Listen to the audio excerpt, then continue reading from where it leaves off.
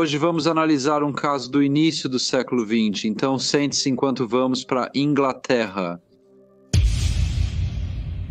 Amy Margaret Reeves nasceu no dia 27 de novembro de 1900 na cidade de Chertsey, em Surrey. Ela morava com sua família na pequena vila de Long Cross, a apenas 20 milhas a oeste do centro de Londres. Seu pai, Sr. Arthur Reeves, trabalhava como jardineiro no sanatório Royal Holloway, na cidade de Egham, que ficava a cerca de 5 milhas de sua casa. Era um trabalho estável, mas o salário era modesto e a família vivia sem muitos confortos. Uma mãe chamada Esther cuidava das crianças e administrava a casa. No entanto, pouco antes do Natal de 1910, a tragédia ocorreu quando a Sra. Esther Reeves morreu. Sua partida deixou a casa abatida e as crianças tiveram que enfrentar cada dia sem o conforto constante da mãe. Mas, apesar disso, aprenderam a se virar da melhor maneira possível em um lar mais silencioso e solitário. Amy, que agora tem 10 anos, frequentava a escola local e, como outras meninas na Inglaterra do início do século XX, aprendeu a ler e escrever, aritmética básica e assuntos domésticos que foram projetados para meninas, pois eventualmente se esperava que assumissem papéis dentro de casa ou em serviço. Na terça-feira, 18 de julho de 1911, Amy faltou às aulas matinais na escola. Em vez disso, ela ficou em casa para ajudar sua irmã Ethel com as tarefas e, quando terminou, saiu para brincar no jardim. No entanto, por volta das 12h30, ela se despediu de Ethel e foi para a escola para as aulas da tarde. Ethel observou enquanto ela começava a atravessar para o Common. A escola acabava às 16 horas e as crianças começavam a ir para casa. A maioria voltava em grupos, conversando e rindo enquanto iam, mas estranhamente, Amy não estava entre eles. Quando ela não apareceu na porta no horário habitual, a irmã mais velha achou que ela devia estar brincando nos campos. Mas com o passar do tempo, ela ficou preocupada. Perguntando-se onde ela poderia estar, Ethel saiu e foi até os lugares habituais onde as crianças locais se reuniam. Mas quando ela perguntou às crianças que brincavam no campo se tinham visto sua irmã, a resposta foi inesperada e preocupante. Eles disseram a ela que Amy não tinha ido à escola naquela tarde. Essa simples declaração mudou completamente o humor de Ethel. O que começou como leve preocupação rapidamente se tornou profunda inquietação. A percepção de que Amy não estava apenas atrasada, mas realmente desaparecida. O Sr. Reeves chegou em casa às 8h30 da noite e foi recebido por sua filha mais velha, que agora estava em estado de pânico, ao contar ao pai que Amy não havia voltado para casa. Por um instante, ele permaneceu imóvel e em silêncio, ainda assimilando o sentido das palavras. Era incomum Amy ficar fora até tarde sem avisar ninguém. Ela era uma criança quieta e confiável, que nunca se afastava muito ou causava preocupação. Depois de alguns momentos, ele largou suas ferramentas e começou a perguntar onde ela havia sido vista pela última vez. Ethel respondeu que ela havia saído de casa às 12h30 da tarde e que a viu atravessando o campo em direção à escola. O Sr. Reeves começou a perguntar aos vizinhos se tinham visto a menina, e como ninguém a viu, ele reuniu um grupo de moradores locais para procurar na área ao redor. Com lanternas nas mãos, eles vasculharam as vielas da vila, bosques próximos e o terreno irregular do campo. Eles procuraram em valas atrás de sebes e ao longo de cada caminho, mas a cada minuto que passava, ficavam mais ansiosos. Por volta das 10 da noite, o Sr. Arthur Reeves foi em direção a um pequeno lago no campo de Chobham, que ficava a cerca de 400 metros da casa da família. O local era conhecido localmente como um lugar onde as crianças às vezes iam brincar na água, e lá na margem ele viu um par de sapatos e algumas meias, arrumados, como se uma criança os tivesse tirado antes de entrar na água. Então ele viu Amy, de bruços no lago, sua cabeça entre as ervas daninhas. Ele a puxou da água, esperando desesperadamente por algum sinal de vida, movimento, respiração, qualquer indicação de que ela ainda pudesse ser salva.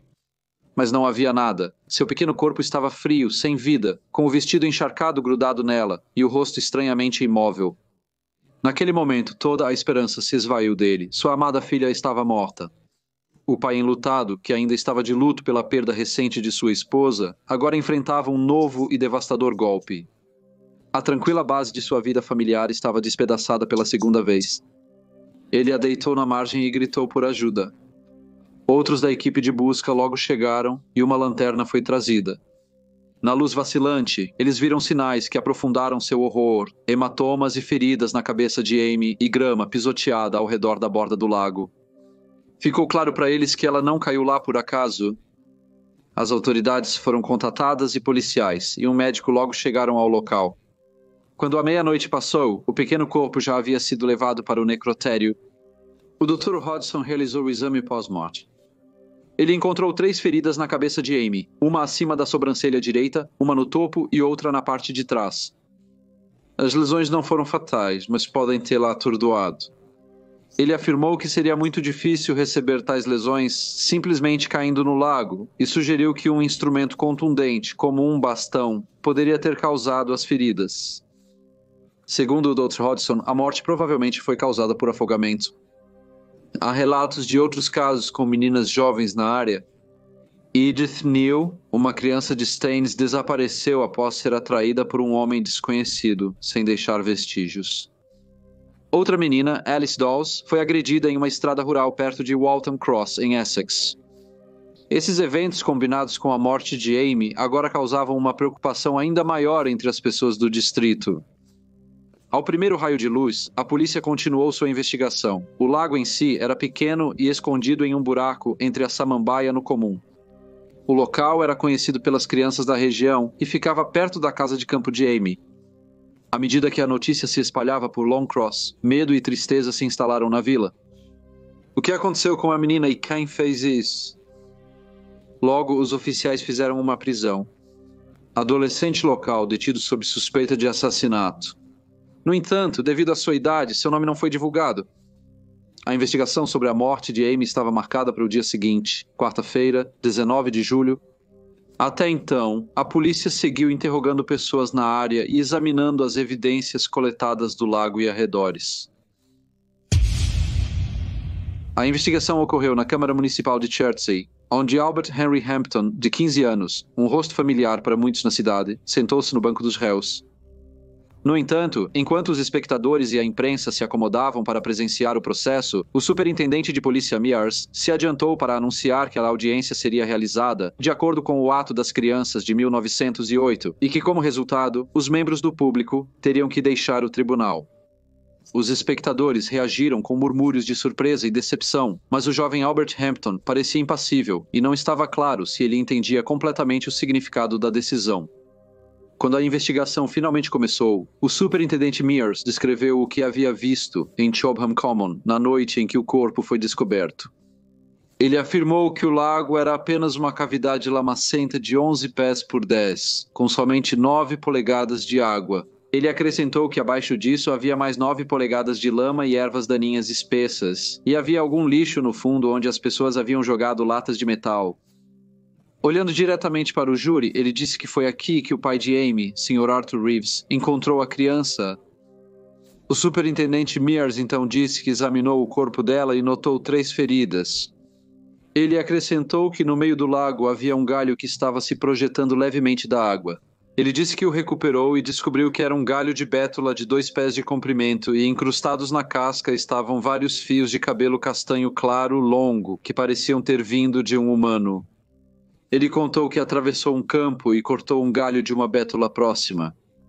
Ele apresentou os 2 galhos para a investigação, observando que eram muito semelhantes e haviam sido cortados recentemente. Em seguida, testemunhou Ethel, irmã mais velha de Amy. Ela desmaiou durante seu depoimento, pausando os procedimentos por alguns minutos. Quando se recuperou, ela disse que naquela manhã viu Albert Hampton e Amy juntos no jardim. Ela contou que eles acenderam uma fogueira pequena, cercaram-na com tijolos e ferveram água. Ela mencionou que Albert estava sempre em seu jardim, já que seu tio e tia eram vizinhos. Ela falou em voz baixa, mas conseguiu dizer que por volta do meio-dia, Amy entrou para pegar um pedaço de pão com manteiga e depois foi para a escola por volta de 12h30. Ela disse que entre 2 e 2h30 da tarde, ela viu Albert novamente caminhando pelo caminho do jardim e parecendo um pouco inquieto, como se quisesse dizer algo, mas não tinha certeza de como. Ela mencionou que ele indagou se ela continuava trabalhando e contou que adormeceu sob uma macieira. Agora estava a caminho da casa de sua tia para pegar chá emprestado. O tribunal estava estranhamente silencioso durante seu depoimento, todos atentos para captar suas palavras enquanto ela recontava os eventos daquela tarde. Ela contou que Albert voltou após meia hora, ainda com o bastão, e fez piada sobre ajudá-la com uma plantação de batatas. Ethel acrescentou que durante suas conversas não houve menção de Amy, pois ela havia assumido que sua irmã tinha apenas voltado para a escola. A senhorita Reeves afirmou conhecer o acusado há muitos anos, pois estudaram juntos. Embora ele tenha se mudado para Chobham recentemente, costumava retornar com frequência a Long Cross. Quando perguntaram sobre a importância do lago, ela respondeu que por muito tempo as crianças iam lá para mergulhar no verão, mas nos últimos anos ele ficou lamacento e desagradável, perdendo popularidade. O superintendente Mears perguntou se ela tinha visto algo nas mãos de Albert Hampton naquele dia. Ela respondeu que sim, ele carregava um bastão recém-cortado. As perguntas para a senhorita Ethel Reeves continuaram, e quando perguntaram se ela tinha visto mais alguém naquela tarde, ela respondeu que sim, em algum momento entre 1 e 1:30 da tarde, quando um homem vestido com roupas de trabalho, que ela não reconheceu, veio à casa e pediu um copo de água, que ela então deu a ele. Ela disse que ele lhe contou que buscava emprego e ia para Fairview, uma casa em construção do outro lado da escola. Ela disse que ele veio de bicicleta. Quando perguntada pelo chefe do júri como o homem que pediu a água estava vestido, ela respondeu, como um trabalhador comum. A senhora Martha Stevens também prestou depoimento. Ela era a esposa do Sr. John Stevens e tia de Albert Hampton e morava ao lado dos Reeves. Ela disse que viu Amy brevemente por volta das 10 da manhã no dia em que ela desapareceu. Ela ficou surpresa ao ver seu sobrinho, mas ele disse que estava procurando trabalho. A senhora Stevens disse que não ouviu nenhum grito ou sons de angústia naquele dia, nem viu alguém carregando um bastão. Com o olhar baixo, como se não pudesse encarar o tribunal, ela prosseguiu dizendo que Albert trabalhou na vila como empregado doméstico do Major Perry por 1 ou 2 anos, mas não pôde continuar após seus pais se mudarem para Shobham. Ele, ocasionalmente, trabalhava para Miss Winch, fazendo principalmente trabalhos estranhos. Ela descreveu seu sobrinho como naturalmente gentil e notou que ele nunca mostrou mau humor para com ela. Seu pai, ela disse, era um homem muito doente e sua mãe, embora ainda viva, tinha estado seriamente doente. Ela contou que Albert cantava no coral da igreja e frequentava regularmente os serviços em Long Cross. Ela insistiu que ele sempre foi amigável com Amy e seus irmãos e era conhecido por brincar facilmente com as crianças na vila. Sr. Stevens concluiu dizendo que, ao seu conhecimento, nunca houve qualquer desavença entre Albert e a família Reeves. O inspetor Pike também depôs. Ele contou como chegou ao local por volta das 11h15, quando o corpo da pequena garota já havia sido retirado da água e colocado na margem. Ele disse que suas botas e meias estavam arrumadas de lado e, embora ela não estivesse mais no lago, suas roupas estavam saturadas de lama e água. Ele disse que por perto havia sinais de que uma árvore de bétula havia sido cortada recentemente, então ele recolheu um punhado de lascas frescas debaixo dela e notou que a árvore estava a cerca de 200 metros do lago. O inspetor acrescentou que uma busca adicional o levou a um galpão de madeira atrás da casa da senhora Stevens, tia de Albert Hampton, cuja propriedade ficava ao lado da casa dos Reeves e dentro, encostado na parede. Ele achou um machado de lenha com folhas grudadas na lâmina. Ele alegou que as folhas combinavam com as encontradas perto do lago onde o corpo de Amy foi descoberto. Ele relatou que, posteriormente naquela noite, seus oficiais encontraram Albert caminhando em Chobham e ao informá-lo sobre sua prisão relacionada à morte de Amy Reeves, o garoto respondeu, "Tenho certeza de que não fui eu, senhor." O inspetor também disse que, quando na delegacia e as acusações foram formalmente lidas, a única resposta que Albert Hampton deu foi um quieto não. Quando o primeiro dia do inquérito chegou ao fim, devido à sua idade, o tribunal não tinha certeza de onde Albert deveria ser mantido, mas eventualmente decidiu-se levá-lo para a prisão em Brixton para aguardar os próximos procedimentos. No caminho para lá, Albert disse aos oficiais que, na verdade, não estava segurando um bastão de bétula no dia 18 de julho, o dia em que Amy Reeves foi morta. Ele estava carregando um bastão de cerejeira, um que ele mesmo havia cortado, e até disse aos oficiais onde o havia deixado. A investigação foi retomada na terça-feira, 25 de julho, uma semana após o assassinato de Amy. O pai dela sentou-se quieto na galeria enquanto Albert Henry Hampton, que era um menino de apenas 15 anos, sentava sob guarda observando os procedimentos com pouca expressão. Albert Reeves, o irmão de 12 anos de Amy, foi a primeira testemunha do dia. Ele contou ao tribunal que no dia 18 de julho ele foi à escola com sua irmãzinha Winnie e voltou para casa por volta das 12h45 da tarde. Ele disse que, ao se aproximar da casa, notou Albert Hampton de pé no jardim de sua tia e então, depois do almoço, o viu novamente e ele parecia estar bastante inquieto e estava observando tudo o que estava acontecendo do lado de fora. A polícia havia rastreado o homem que bateu na casa dos Reeves, pedindo um copo d'água. Seu nome era William Scammell, um pintor da cidade de Egham. O Sr. Scammell testemunhou no tribunal que foi a Long Cross procurar emprego e, devido ao calor, parou na residência dos Reeves por volta das 13h40, onde avistou uma jovem, que agora sabe ser a senhorita Ethel Reeves. Ele disse que foi a uma casa em construção oposta a Long Cross Hill, mas foi mandado embora, então voltou em direção a Egham. Ele contou que, ao pedalar para lá, passou por John Tabor e por um homem em um carrinho de carvão. Ele afirmou que viu apenas essas pessoas. O Dr. George Hodgson, o médico da polícia, contou ao tribunal que, quando chegou ao lago, encontrou a menina Amy Reeves, de 10 anos, deitada na margem. Ele disse que, após examiná-la brevemente, o corpo dela foi transferido para o necrotério de Chertsey, onde ele realizou uma autópsia ao lado do Dr. Viney. Ele disse que o rosto da menina estava pálido, a língua levemente protuberante entre os dentes cerrados, e as mãos ainda agarravam as ervas aquáticas. Ele acrescentou que encontrou lama na boca, dentes e no lado direito do rosto e cabeça dela. Ele ressaltou que, apesar da ausência de marcas no corpo, encontrou hematomas e arranhões nas pernas dela.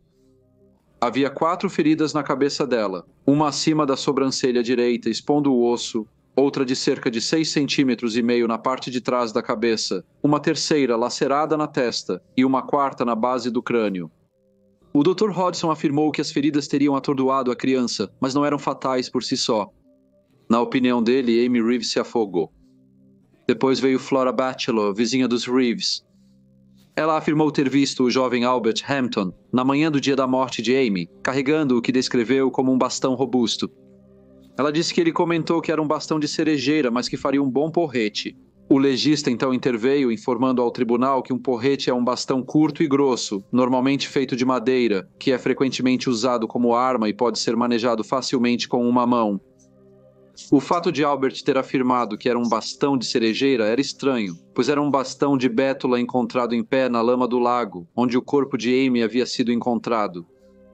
A senhora Flora Batchelor foi sucedida no banco das testemunhas pelo professor Pepper, perito forense do Ministério do Interior. Ele examinou o bastão encontrado na cena, com fios de cabelo incrustados na casca. Ele disse que estes eram de cor castanho claro e consistentes com a cor do cabelo de Amy. Ele disse ao tribunal que, em sua opinião, a garota provavelmente estava de pé no lago quando alguém a atingiu com vários golpes em rápida sucessão e a força do ataque a fez cair na água, onde ela se afogou. Diversas testemunhas relataram ter visto Albert Hampton na região naquele dia. Dizem que ele mencionou que buscava emprego. Outros achavam que ele apenas passava pela vila. Todos eles notaram que ele carregava uma bolsa de carpete no ombro, sem largá-la em momento algum. Seu comportamento, todos disseram, era geralmente quieto, embora alguns tenham observado que ele parecia hesitante e incerto, como se não soubesse para onde estava indo ou o que deveria estar fazendo. Havia relatos nos jornais de que Albert Hampton havia dito à polícia que viu um homem descer para o campo comum e que havia contado à sua tia sobre isso. A polícia aparentemente perguntou a ele como o homem parecia, e ele respondeu que era um homem alto. Por causa disso, a senhora Stevens foi chamada novamente ao inquérito e perguntada pelo legista se seu sobrinho havia mencionado isso. Ela confirmou que ele havia, e disse que foi algum tempo antes das 2 da tarde, mas enfatizou que ela mesma não havia visto o homem. O legista então disse ao jovem Albert Hampton que ele poderia optar por dar depoimento sob juramento, mas alertou que qualquer coisa que ele dissesse poderia ser usada como evidência contra ele. O Sr. Arnold, representando o menino, disse que seu cliente não daria depoimento. Em seu resumo, o legista disse que a única ligação física entre Albert Hampton e o assassinato era um galho de bétula com cabelo humano preso a ele, que foi encontrado perto do corpo. Ele destacou que Ethel Reeves disse que o menino estava carregando um galho de bétula, mas outra testemunha disse que, quando o viu mais tarde, Ele estava carregando um galho de cerejeira, que correspondia ao tipo que Albert Hampton disse que havia cortado e depois jogado fora. O legista lembrou o júri que a polícia encontrou o galho de cerejeira onde ele disse que o havia deixado e também confirmou que um galho de cerejeira havia sido recém-cortado. O legista observou que, se Albert Hampton fosse culpado, parecia improvável que ele tivesse chamado a atenção para o galho tão abertamente.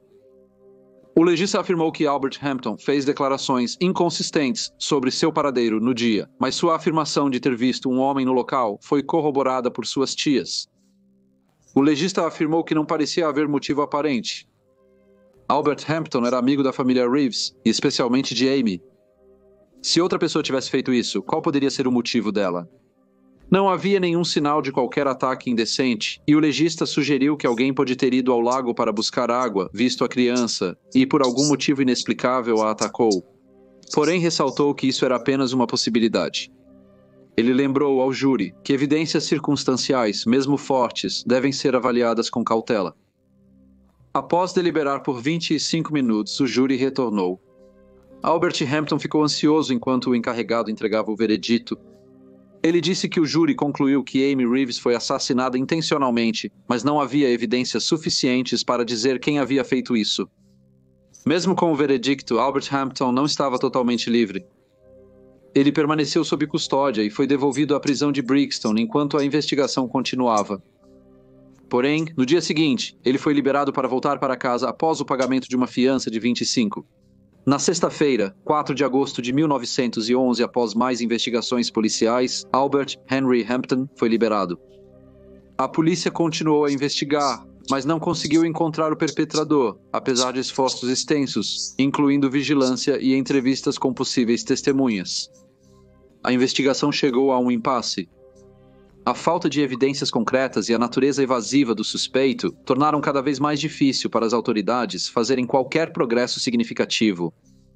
O caso continuou aberto, mas com o passar dos anos, a probabilidade de solução reduziu consideravelmente. Embora sua vida agora fosse ofuscada por suspeitas, Albert permaneceu em Surrey. Nos anos que se seguiram, enquanto a Europa era engolida pela Grande Guerra, ele se alistou no exército britânico, juntando-se aos 4º Hussardos, antes de ser enviado com a Força Expedicionária Britânica. Na frente, ele mostrou uma resiliência notável, e no dia 7 de julho de 1917, ele foi ferido em ação, com ambas as suas pernas sendo lesionadas, a direita mais seriamente. Sua bravura foi notada, e ele recebeu a Medalha de Conduta Distinta. O reconhecimento foi um marco para ele. O valente soldado, outrora ofuscado por sussurros e dúvidas, agora, através de suas ações na guerra, recuperou sua reputação, ganhando respeito e admiração no campo de batalha, em vez de suspeita na vida civil. Ninguém mais foi julgado pelo assassinato da pequena Amy Reeves de 10 anos, e o que realmente aconteceu com ela na terça-feira, 18 de julho de 1911, não é conhecido e o caso permanece oficialmente sem solução. Tchau a todos e muito obrigado por ouvirem. Como sempre, deixem seus comentários ou feedback e espero ver todos vocês na próxima Briefcase.